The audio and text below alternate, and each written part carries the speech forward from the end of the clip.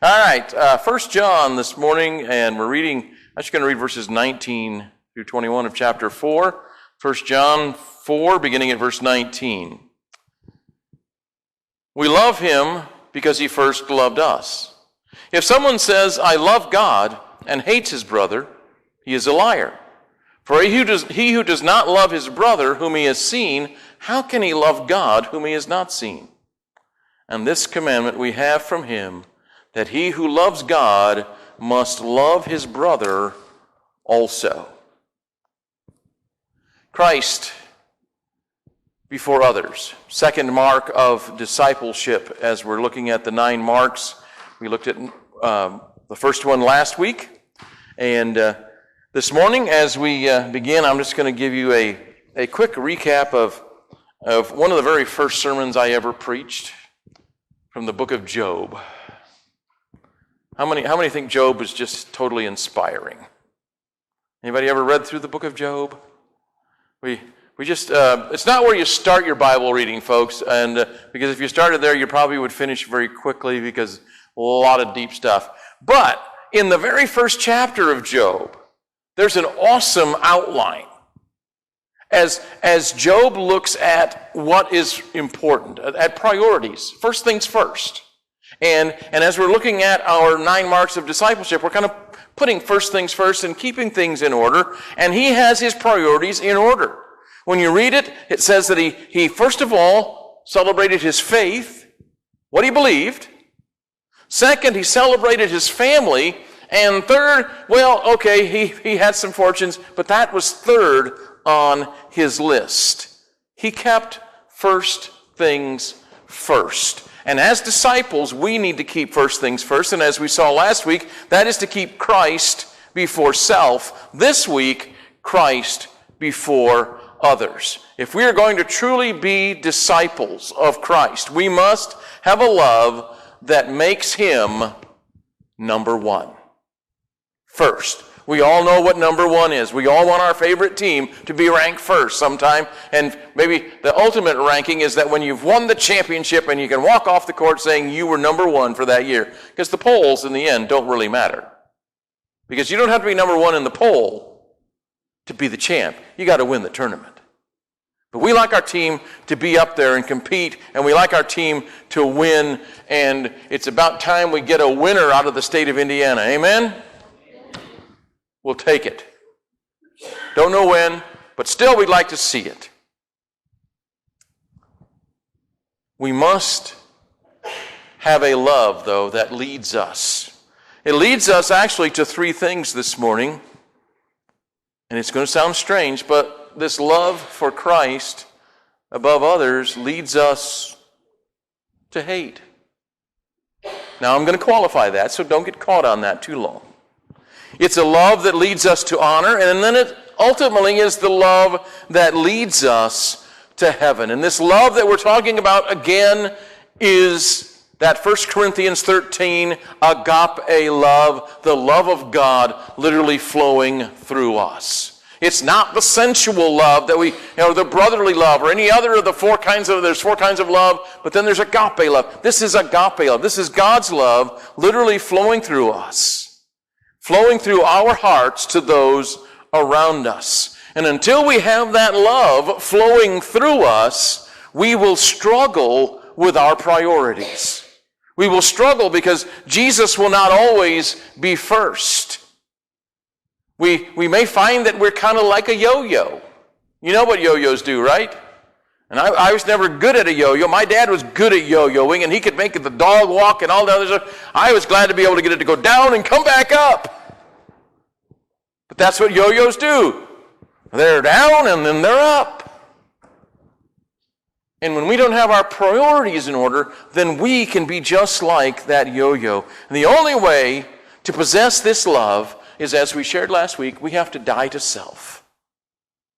And we have to allow God's Spirit to fill and rule and reign within our heart. This is a love that leads us, first of all, yes, it does lead us to hate. If anyone comes to me, Luke 14:26 says, If anyone comes to me and does not hate his father and mother, wife and children, brothers and sisters, yes, his own life also, he cannot be my disciple. Now, did we not just read that we're supposed to love our brother also? And now we're reading that we're supposed to hate our brother? Now, you might want to argue that the Bible is contradicting itself when it says we're supposed to do that. Brothers, mothers, fathers, our children, ourselves. But Jesus says if you don't, you can't be my disciple. But what does he mean by the word hate in this case? He means literally to love less. He does not say do not love them.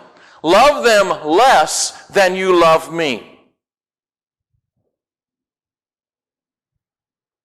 If we are truly going to love God, then we are going to give preferential treatment to our love for him over anyone else. He's got to be number one.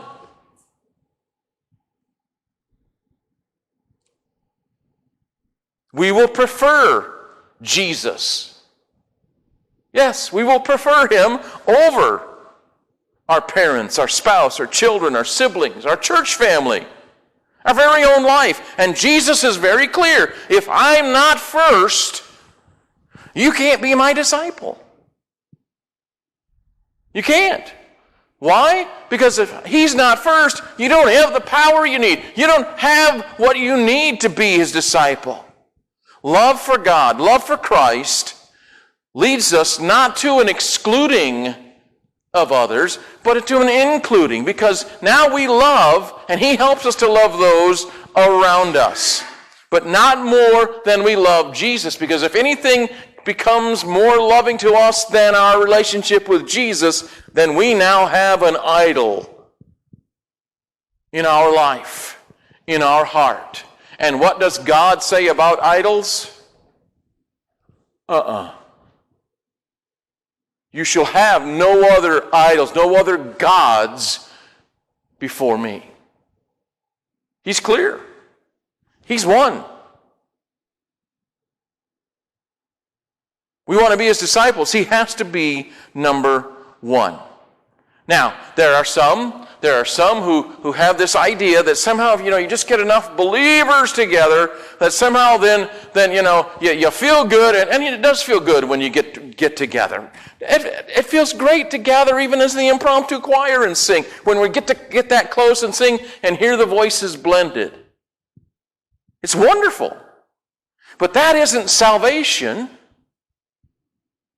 That isn't salvation. Salvation doesn't come from what happens around us. Salvation comes from what happens in us. It is literally God's work within our heart, then flowing to those around us.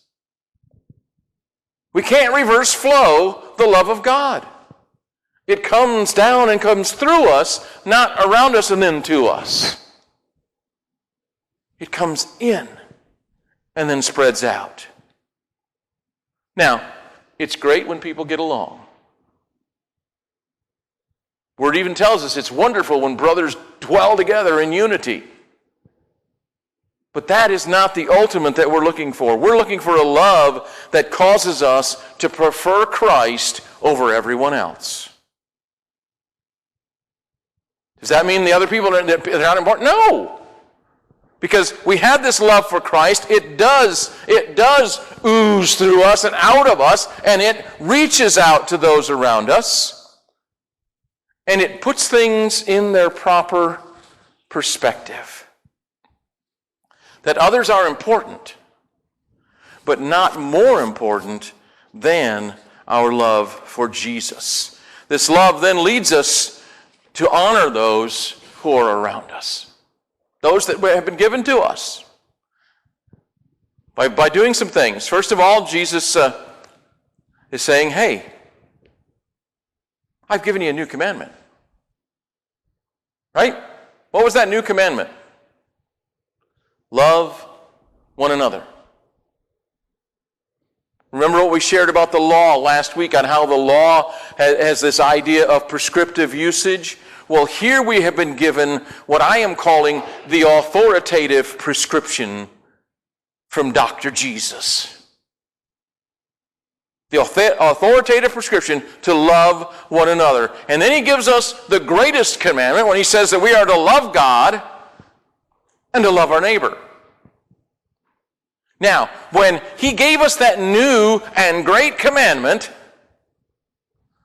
he was reinforcing the 10 Commandments. He never ever wrote them out and said, nope, we don't need to follow those anymore. We don't need to worry about those. What he did was he gave you the best prescription that allowed you to see the law that was there and his commands that were there. And now he's giving you another medication to go with the other medication. And guess what?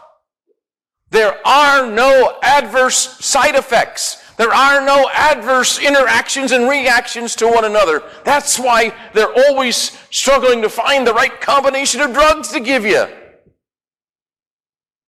But Jesus knows the right combination, and he gives them to us. And when he gives us this great commandment, he upholds the 10 Commandments. Yes, that includes honoring mother and father. That means we give value to them. It means loving our family because, yes, they do have value. Loving those around us. Why? Because they have value. We honor them. And Jesus says, this is the love that you're supposed to have. And this is not a selfish love. He doesn't give us a love that's just for us. It was never meant for us just to have it to ourselves and never share it. It was meant to flow through us and to honor those around us. And he says to us in plain language, by this shall all men know that you are my disciples. Let's see, was it, let's see. I know it is, we all pull for the same team. No? How about if we all drive the right brand of car? We could look in even our lot, folks, and I can tell you that we don't all drive the same kind of car.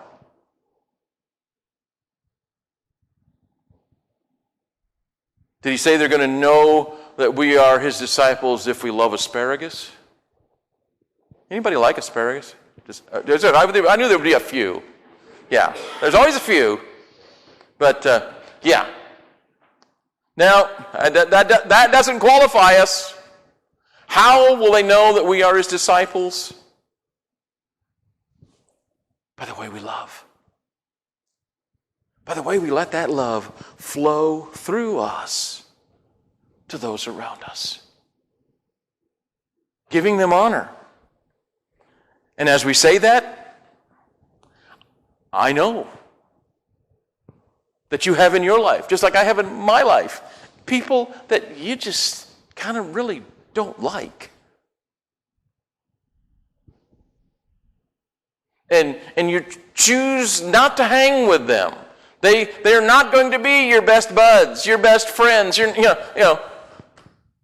Now, but whether they are or not, we are still supposed to love them, and the only way we're going to love them is through the power of Christ's love flowing through us to them, because in our own power, in our own love, we would say, I ain't touching them with a 10-foot pole, right? Not me. Somebody else can love them. Now, that goes to people that are around us, but sometimes, folks, we know that it even goes to people in the family, that it is hard to love them. And they seem to go out of their way to try to make it hard for us to love them. And you just want to knock their head, right? Just, oof. And yet, we are to love them. But not love them more than we love Jesus. Because our love for Christ must come first. And then our love can include those around us. But ultimately, this love that we're supposed to have is the love that leads us to heaven. Now, none of us today would say that family is not important. We would want family to be important. We would want to be able to have something. To be able, even if it's a couple of months late, as Helen has done, to go and celebrate her brother's life. We would want that. That's family. But loving our family can become an idol. And I don't disagree with the focus on the family theme of turning your heart toward home. Folks, we know that even today, even after all these years after Focus on the Family started, that the home life is terrible. And it's not just in public school. It's in all the schools, whether it's a Christian school, private school, nice school, not so nice school. Family life is in chaos. And that's why our society is in chaos. And yes, we do need to turn our hearts toward home, but turning our hearts on the home isn't enough to get us ultimately to our heavenly home that we're all aiming for. We can love our family until we're blue in the face. We can go all out for our family, but if family becomes more important than God, then what's family now? If this is family and this is God, family now becomes an idol. And I am not saying that you don't take care of your family, because you do. But if they have become more important than your relationship with God, you are dealing with an idol. And it needs to be put in its proper place. You need to get your priorities back in order. It's God first. It's Jesus first. And we have to weigh that commitment to our family against our commitment and love for Jesus. Because it's His love that will lead us to our ultimate home. And His love that can change our earthly home. And we know that home and home life for many needs to change. And it's not going to come the way the world is trying to prescribe it, by redefining family, by redefining marriage. It's not going to happen. That's just going to completely destroy and crumble and erode everything.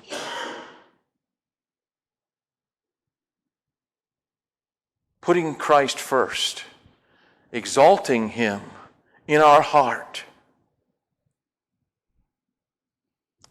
Because if we aren't putting Christ first, then we're not really even loving our families the way we're supposed to.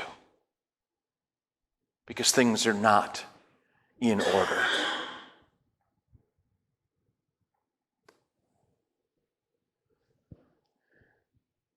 We need to follow. We need to follow the authoritative prescription of Jesus. He commands us to love God. One. That's one. Then, to love one another.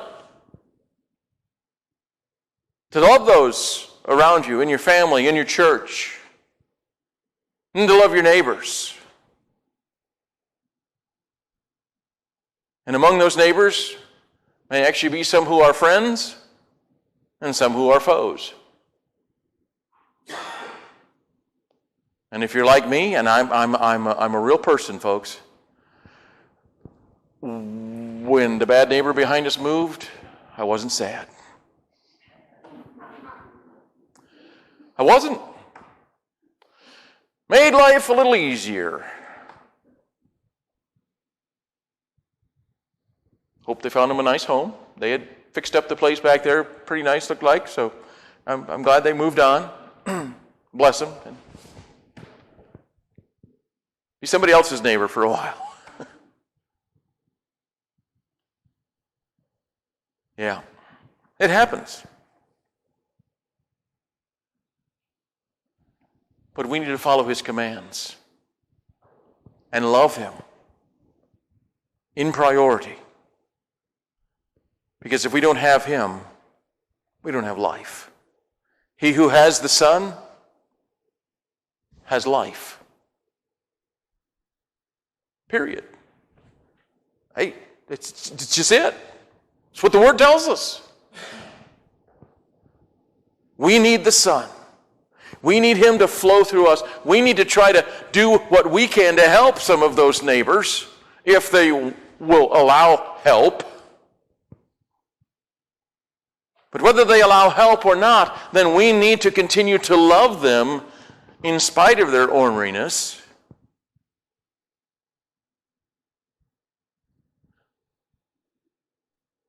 And we need to continue to love our family in spite of their orneriness.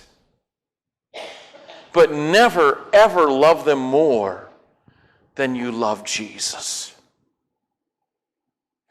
Relationship with Him must be number one. And if you will keep Him number one, I guarantee that you will find a better balance in the rest of your life. Because your priorities are going to be much more in order when He is number one. We need a life that's filled with His love. And we need to remember how Jesus demonstrated His love. And what did He do? He gave His life for our life. And we now are called on to love Him and not hate, but to love less, but love everyone around us. Whether you like them, whether you don't like them, inside that body is a soul worth redeeming, because Jesus died for their soul the same as yours, the same as mine. And maybe that's the only redeemable quality about some that you know. But it's enough. Love them, but remember, Christ first. And if that love is not flowing through your heart today, then it's time. It's time to get things put in order. It's time, as my wife sometimes has with her school class, the come to Jesus moment. Yeah. If your life's out of order, it's time for you to come to Jesus. Amen.